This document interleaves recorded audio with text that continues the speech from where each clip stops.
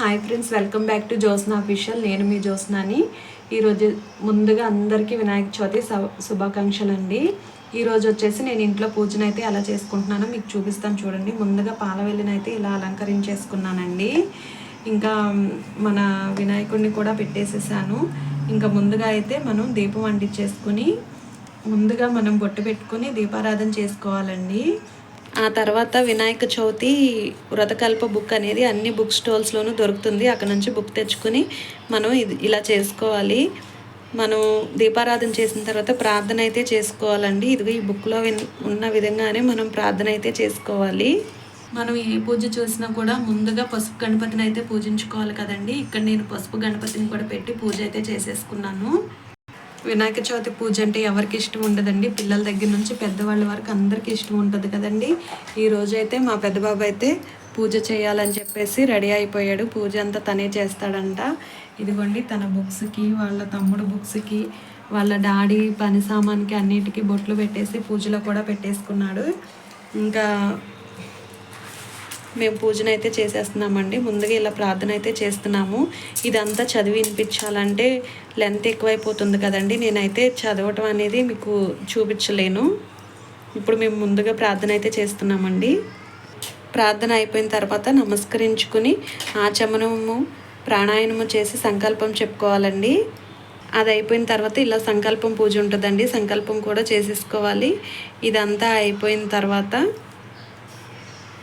ఇలా కలశ పూజ ఉంటుందండి. మేము కలశ పూజ ఎప్పుడూ చేయలేదు, అందుకని మేము కలశం అయితే పెట్టలేదు. కలశ పూజ అయితే మేము చెయ్యము. కలశం పెట్టుకునే వాళ్ళు తప్పకుండా ఈ కలశ పూజ అనేది చేసుకోండి.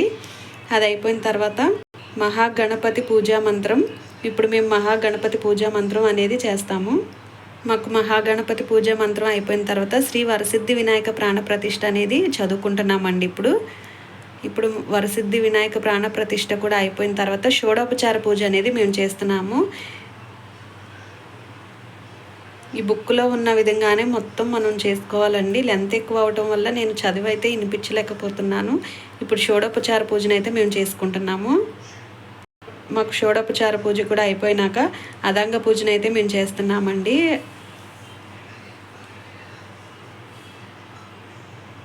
అదంగ పూజ కూడా అయిపోయిన తర్వాత ఐతిక వింశతి పత్ర పూజ అనేది మేము చేస్తున్నామండి. నేను చదువుతూ ఉంటే మా బాబు అయితే ఇక్కడ ఒక్కొక్క ఆకు సమర్పిస్తున్నాడండి. పత్రం అనేది సమర్పిస్తున్నాడు. మాకు ఐతిక వింశతి పత్ర పూజ కూడా అయిపోయిందండి. ఇంకప్పుడు శ్రీ వినాయక అష్టోత్తర శతనామావళి అనేది చదువుకోవాలి.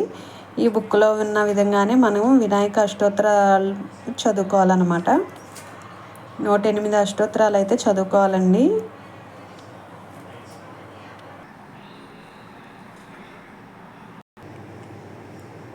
ఇలా వినాయక అష్టోత్తర శతమాన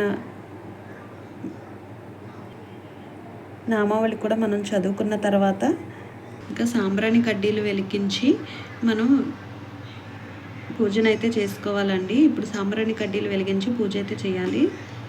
ఇక్కడ ఉన్న విధంగా సాంబ్రాణి కడ్డీలు అంటించి శ్లోకం అనేది చదువుకోవాలండి.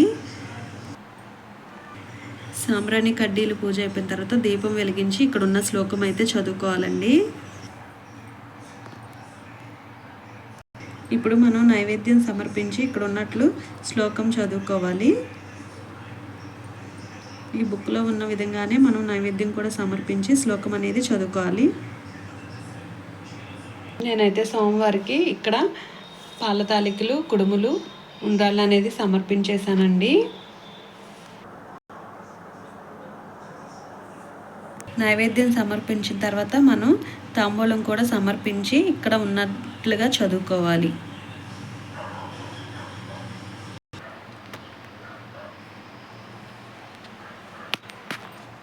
తాంబూలం కూడా సమర్పించిన తర్వాత నీరాజనం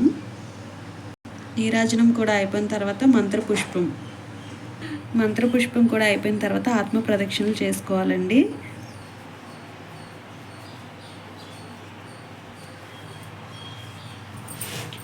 కూర్చో.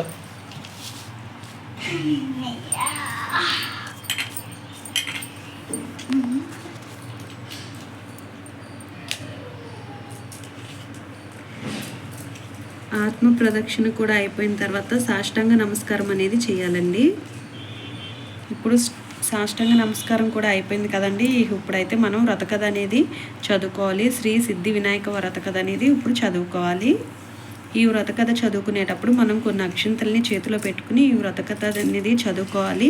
కథ అంతా చదువుకున్న తర్వాత కొన్ని అక్షింతలు దేవుడి దగ్గర చల్లి నమస్కారం చేసుకుని మిగిలిన అక్షింతల్ని మన తల మీద అనేది చల్లుకోవాలండి.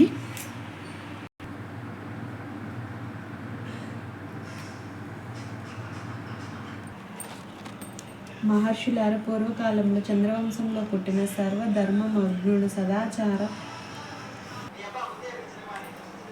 అదే సిద్ధి వినాయక వ్రత కథను మీకు చెబుతాను వినండి. పూర్వము గజరూపము గల రాక్షేశ్వరుడు ఉండెను. శివును గూర్చి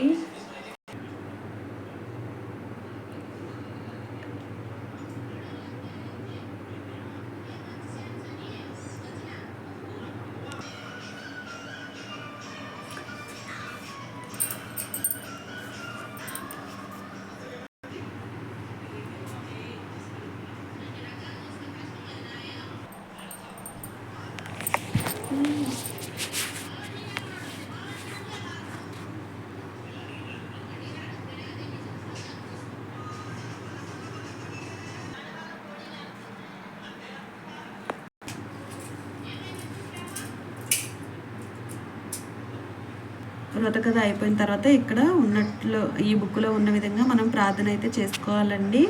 ఇప్పుడు వ్రతకథ చదివేసిన తర్వాత మనం చేతితో అక్షింతలు పట్టుకున్నాం కదండి. ఆ అక్షింతల్ని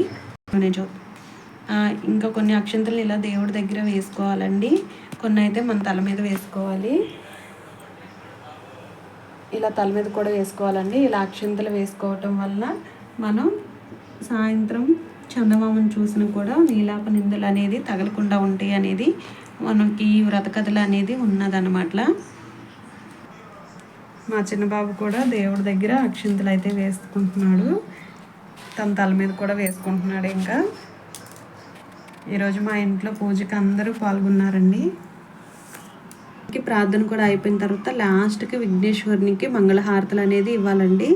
ఇక్కడ ఉన్నట్లుగానే మనం ఈ పాట పాడుకుంటా మంగళహారతలను అయితే ఇవ్వాలి. మనకి పాట పాడటం రాదు అనుకునే వాళ్ళు ఫోన్లో కూడా పెట్టుకొని వింటూ మంగళహారతలు అనేది ఇవ్వచ్చు.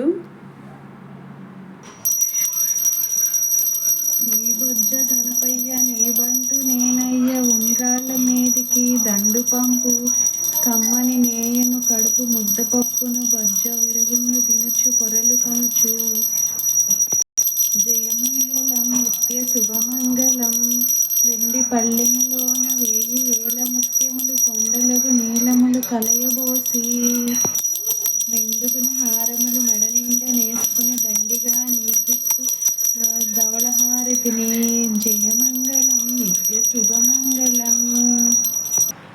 మా పూజ అయితే అయిపోయిందండి. ఇంకా మేమైతే పూజను ఎలా చేసేసుకున్నామండి. మీ ఇంట్లో పూజను ఎలా చేసుకున్నారో మీరు మాకు కామెంట్ రూపంలో తెలియజేయండి. ఈ వీడియో నచ్చినట్లయితే లైక్ చేయండి, షేర్ చేయండి, మా ఛానల్ని సబ్స్క్రైబ్ చేయండి.